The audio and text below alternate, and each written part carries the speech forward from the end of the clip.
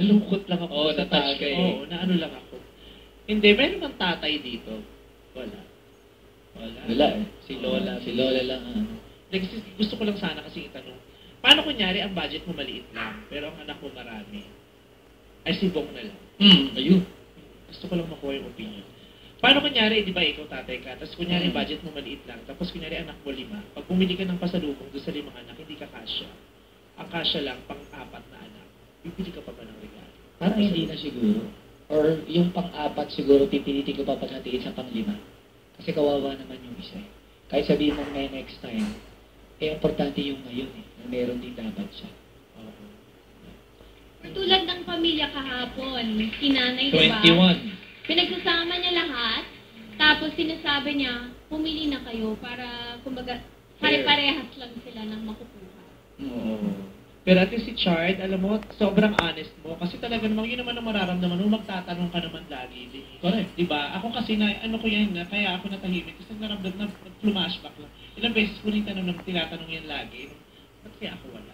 Ganun. Bakit? Yung ganun. Naitanong mo ba? Ha? Yung naitanong mo, bakit? Yung isa, nag-isip ka, di ba? Sabi mo, nag-iisip ka, bakit ako wala?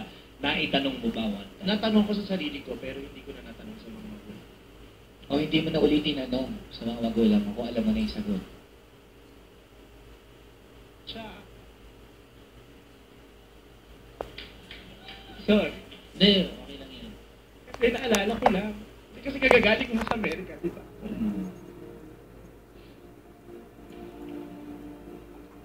Wala lang. Natutuwa lang ako kasi, di ba, ang ganda ng buhay ko ngayon. Kahit ang dami kong pangit na pinagdaanan. Kasi ang tagal-tagal talaga. Lagi kong tinatanong yung sarili ko, bakit kaya ako wala akong ganito?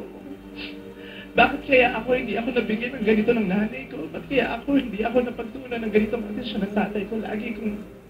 yun, simple lang yung tanong eh. Ba't walang pasalubong sa'yo yung tatay mo, di ba? Ang simple lang nun. Pero dinadala yun ng bata, iniinda yun ng bata, ba't sa akin walang pasalubong?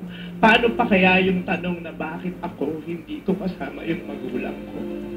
Di ba? Ang bigat-bigat.